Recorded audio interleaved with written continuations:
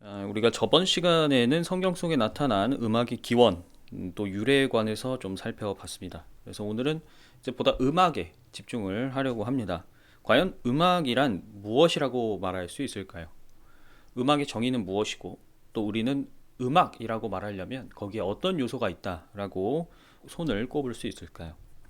우리가 음악에 관해서 보다 정확히 이해하려면 음악의 정의를 좀 잘 알 필요가 있습니다. 그래서 오늘은 이 부분에 대해서 좀 공부하도록 하죠. 자, 먼저 첫 번째로요. 음악의 어원에 관해서 좀 살펴보도록 하겠습니다. 일단 서양어를 좀 먼저 살펴보려고 하는데요. 서양어에서 음악은 이 라틴어 무지카에서 옵니다. 무지카. 이 말 자체는 이제 그리스어에서 왔는데요. 그리스어로는 무지케라고 해요. 혹은 무사히, 복수형입니다. 무지케의 복수형이 이제 무사히라고 표현을 하는데, 이 말은요, 이제 다름이 아닌 뮤즈. 여러분들 이제 요즘은 우리가 영어로도 많이 쓰죠. 뮤즈. 어떤 영감을 주는 존재. 그죠? 예술적 영감을 주는 존재를 뮤즈라고 표현하는데, 그리스어 뮤즈에서 온 거예요. 뮤즈는 사실 그리스 신화에서 예술, 그러니까 그리스에서 예술이라고 하면 총체적입니다. 시, 음악, 무용, 이런 여러 분야를 관장하는 이 여신 중에 하나이에요. 그리스 신화에 따르면 이 무사가 9명이 있고요. 그래서 이 무사 복수형을 무사히라고 표현을 하는데요. 무지케라고 하면 이런 무사히가 이끌어내는 모든 활동을 뜻하는 겁니다. 지금 이제 우리는 뮤직, 음악만 얘기를 하고 있지만 사실은 뭐 시, 무용 이런 총체적인 예술 활동을 다 옛날에는 말했던 거예요. 신화에서 보면 뛰어난 리라 연주자이고 동시에 성악가였던 이 오르페우스라는 인물이 있는데, 이런 이 그리스 신화에 나오는 인물들이 바로 무사히의 후손으로 등장을 하죠. 우리가 이런 어원을 고려했을 때 고대 그리스 또 로마 사람들은 음악은 물론이고요. 모든 예술 활동 등이 이제 신으로부터 온다라고 본 셈인데요. 이거는 사실 고대에서 굉장히 보편적인 사상 중에 하나였습니다. 왜 그랬을까요? 이 대부분 종교 제의에 음악이 필수적으로 사용되었기 때문입니다. 그리고 알다시피 우리가 과거의 종교와 정치는 뭐였죠? 하나였죠. 따라서 음악은 고대부터 굉장히 높은 지위를 누렸을 거예요. 우리나라 말을 좀 살펴볼까요? 우리는 한자로 소리 그리고 악기악이라는 단어를 더해서 만들었습니다. 그런데 소리 이라는 한자에는 무슨 뜻도 있어요? 말, 언어라는 의미도 있어요. 또 악기악에는 즐기다, 연주하다 이런 의미도 있습니다. 따라서 우리 문화에서 음악이라고 하면요, 소리나 말로써 악기를 연주하거나 함께 즐기는 것을 뜻하죠. 서양의 음악은 이 그리스와 로마의 문화가 기독교와 결합을 하면서 발전했지만 우리나라의 경우에는 민속 종교가 이제 그 중심에 있었고요. 또 나중에 유교가 들어오면서 서양의 음악과는 형태가 많이 달라졌죠. 우리가 다음 시간에 살펴볼 악기들을 이제 보시면 알 수 있겠지만 사실 모든 문화권에 있는 악기가 보편적으로 다 비슷한 원리를 갖고 있습니다. 어느 나라나 현악기도 있고 타악기도 있고 관악기도 있죠. 그런데 그 소리의 특징들, 또 연주 방법들 이런 것들은 대개 그 민족, 국가, 사회, 또 문화가 추구하는 어떤 예술적인 경향에 의해서 결정이 되는 겁니다. 그래서 우리 세상에는 다양한 형태의 또 다양한 장르의 음악들이 있게 되는 것이죠. 자, 그러면 두 번째로 소리와 음악에 관해서도 간단히 살펴보도록 하겠습니다. 자, 여러분, 모든 소리를 우리가 음악이라고 말할 수 있을까요? 과연 모든 소리가 음악으로서 인정을 받을 수 있을까요? 아마 99%의 사람은 그렇지 않다라고 대답할 거예요. 왜냐하면 음악은 분명히 소리여야 해요. 그죠? 소리가 아닌데 음악이라고 하기는 어렵죠. 하지만 아무 소리나 음악이라고 정의하기는 어렵겠죠. 소리는 아주 독특한 원리로 작동을 하는데요. 바로 진동입니다. 우리의 귀는 공기의 진동을 전기 신호로 바꿔서 뇌에 전달하죠. 그리고 뇌는 그 신호로 소리를 인식하는 것입니다. 그러니까 소리의 본질, 우리가 육체적으로 인식하는 소리의 본질은 진동, 한마디로 주파수에 있어요. 그리고 독특하게도 진동을 전달할 매개체가 없다면 우리 귀에는 소리가 들리지 않습니다. 그래서 거의 진공 상태에 가까운 우주에서는 우리가 지금 지구에서처럼 소리를 들을 수가 없어요. 당연히 소리를 전달해 줄 물질이 지구에 비해서 없다시피 하기 때문에 그렇습니다. 자, 그래서 과학적으로 봤을 때 음악, 특히 소리에 관해서 생각을 해본다면 소리의 파동 또 파형이 가지고 있는 고유의 특징을 우리가 인식할 때 거기서 우리는 특정한 어떤 정의를 가지고 이것은 음악이다 라고 판단을 하는 것인데요. 간단히 정리하자면 소리는 우리가 의식할 때 비로소 소리가 되는 것이죠. 그리고 여기서 소리와 음악을 구분할 수 있는 단서는 무엇일까요? 바로 여러분의 인식입니다. 자, 어떤 소리를 음악이다 라고 규정하는 기준은 사실 개인의 생각과 판단에 달린 문제예요. 그죠? 나는 이게 음악이라고 생각하지 않지만 누군가에게는 그것이 음악일 수도 있죠.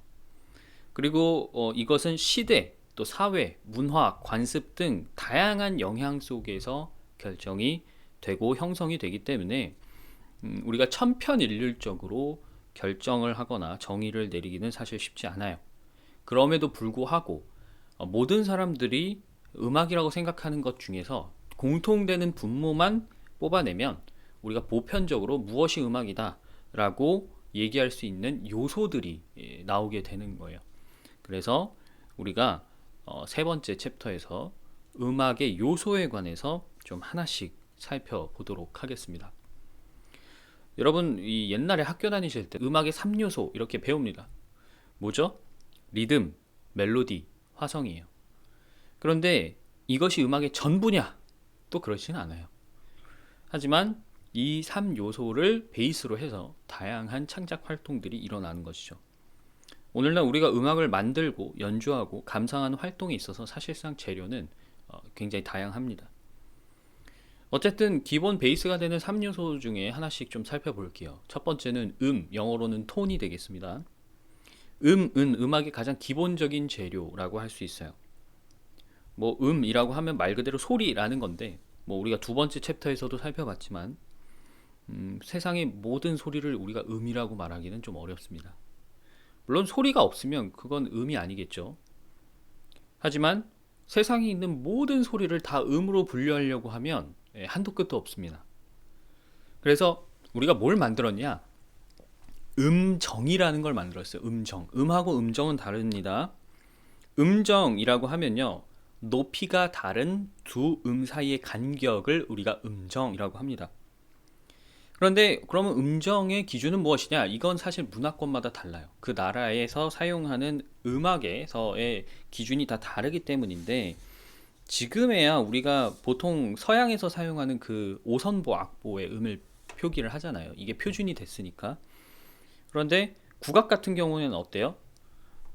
세종대왕 때 이제 정간보라는 국악 악보를 만들었죠. 여러분 옛날에 단소 불고 이럴 때 보면 뭐 그런 이 악보를 말하는 건데 거기서 사용하는 음은 또 서양의 이 칠음계와는 다른 체계입니다. 이처럼 나라마다 조금씩 좀 차이가 있는데요. 오늘날 음을 정하는 기준을 뭐로 삼고 있느냐? 아까 소리의 기준에서도 말씀드렸지만 주파수로 잡고 있습니다. 그래서 악기를 튜닝할 때 어떻게 하냐면 바로 이 음의 주파수로 튜닝을 해요. 뭐 현악기 튜닝해 보신 분들은 알겠지만 이 튜닝기에 보면 그 음을 입력했을 때 주파수에서 얼마나 벗어났는지를 표시를 해줍니다. 서양 악보에서는 알파벳으로 7개의 음을 이제 정음으로 정해 놓고 있습니다.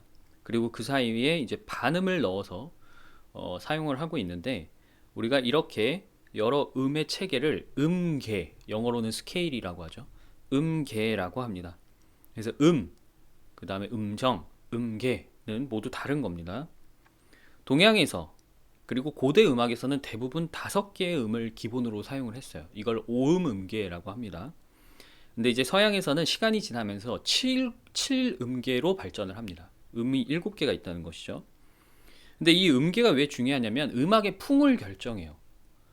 자, 여러분, 5음 음계 곡, 특히 국악곡을 서양의 7음계 악보로 바꿔서 연주를 해도요, 누가 들어도 그건 국악이라는 것을 우리가 한 번에 알 수 있게 됩니다.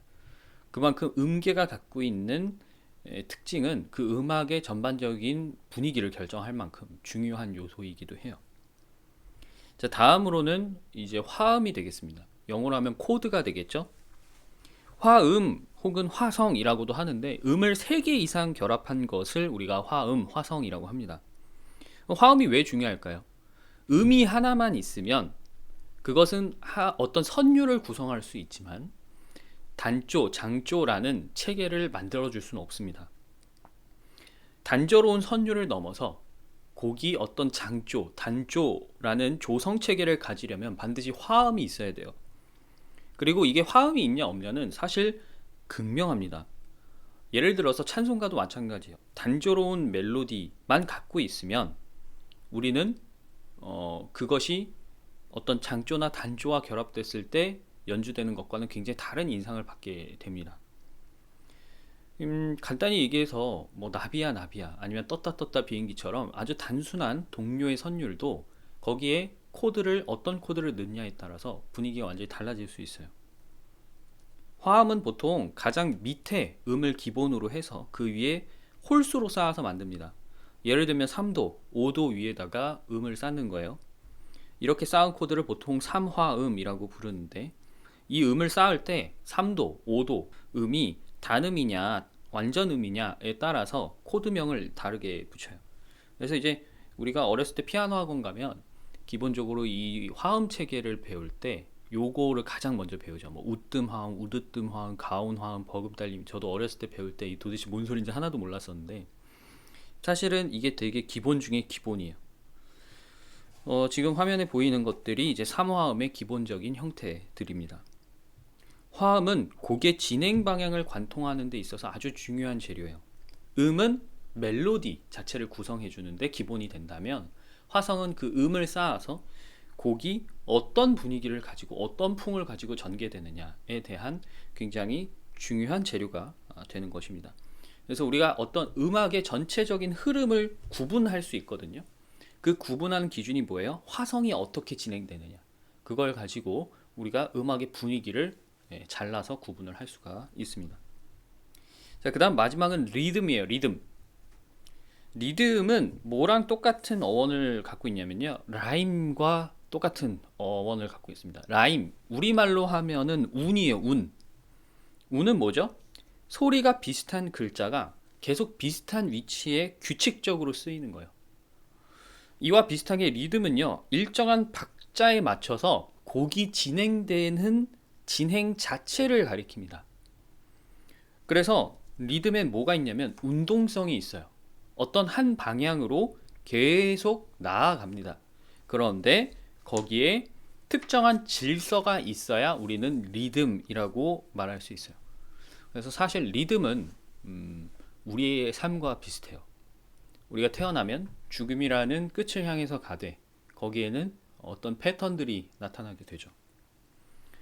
리듬을 우리가 박자라고만 말하기는 조금 어렵습니다. 보통 혼용해서 많이 사용들 하시는데 리듬에는 박자도 포함되어 있지만 앞서 살펴봤던 그 다음 화성, 그뿐만 아니라 강약, 빠르기 이 모든 게 결합되어서 흘러가는 음악의 결 자체를 우리가 리듬이라고 얘기하는 거예요. 그럼에도 불구하고 영어로 하면 비트겠죠. 박이 리듬의 바탕인 건 맞습니다. 그래서 리듬에서 박은 일종의 이 음악으로 치자면 베이스 같은 거예요. 전체적인 이 밸런스를 잡고 있고요. 또 곡 전체 혹은 어떤 특정한 시퀀스를 지배하게 됩니다. 그래서 어떤 박자를 쓰느냐, 이것은 우리가 어떤 코드를 쓰느냐만큼 곡의 흐름을 관통하는 전체적인 방향성을 결정하게 돼요. 그래서 작곡할 때 가장 먼저 깔아두는 게 뭐예요? 박자를 먼저 깝니다. 우리가 쓰는 이 칠음계 악보에도 보면 여러분 악보에 보면 이제 높은 음자리표, 낮은 음자리표 구분이 있고 그 다음 가장 먼저 뭐가 나와요? 몇 분의 몇 박자인지가 쓰이죠. 그것이 바로 우리가 기초를 놓을 때, 음악의 기초를 놓을 때 그만큼 박자가 베이스에 있다라는 의미인 거예요. 그래서 우리가 작곡할 때도 박자를 먼저 깔고 그 다음에 그 결 위에 멜로디를 어떻게 화성으로 진행시킬 것이냐, 그렇게 만들어 나가게 되는 것이죠. 그리고 우리가 음을 가지고 어떤 가락을 만들면 그게 패턴이 되겠죠. 하나의 패턴. 그 패턴이 모티브가 돼서 곡의 선율 그리고 주제를 쭉쭉쭉 만들어 나가게 되는 겁니다. 자, 이런 재료들이 있는데 우리는 이거를 악보라는 시스템을 이용합니다. 체계화하는 것이죠. 그래서 음악을 어떻게 하냐면 언어화예요. 언어화. 악보는 언어 시스템입니다. 그것을 쓰는 사람도 읽는 사람도 모두 이해할 수 있기 때문에 그래요. 어떤 나라에 살든 우리가 악보를 주면 그 사람은 서로 다른 나라 사람이더라도 연주할 수 있게 되잖아요. 자, 근데 여기에 그러기 위해서 정해진 몇몇 약속들이 있습니다. 뭐 구체적인 쓰는 방법에 대해서는 뭐 설명드리지는 않을 건데 우리가 이 해석하는 데 있어서 보통 마디가 4개 있으면 이걸 악구라고 하고요. 그 악구들이 뭉치어 있으면 악절이라고 얘기를 합니다. 이건 우리가 언어에서도 똑같이 얘기하죠. 두 단어 이상이 뭉쳐 있으면 그걸 뭐라 그래요? 어구라고 합니다. 그리고 그 어구를 포함해서 주어와 서술어가 뭉쳐져 있으면 우리가 언어에서는 어절이라고 얘기를 하죠. 음악에서도 똑같은 개념을 도입해서 사용을 하는 겁니다. 그런 다음에 이런 악절이 2개 혹은 3개씩 모여 있다. 그거에 따라서 우리가 뭐 두도막 형식이다, 세도막 형식이다 이렇게 구분을 하는 거예요. 그래서 우리가 부르는 찬송가도요. 여러분 악보를 잘 보시면 이 형식에 준하는 패턴을 가지고 있습니다. 그죠? 보통 긴 것도 있고 짧은 것도 있지만 4파트로 구분이 되어 있죠. 시퀀스가. 그리고 멜로디가 반복되는 구간들이 있는데 이런 패턴들이 다 이 음악이 갖고 있는 우리가 약속한 형식에 준해서 사용이 되고 있는 겁니다. 자, 그러면 오늘 이 마지막 이 챕터로서 음악의 형식에 대해서 제가 좀 간단히 좀 소개를 해드리려고 해요. 여러분들이 이 내용들을 좀 기억을 하시면 앞으로 이제 특히 중세 서양 음악이죠.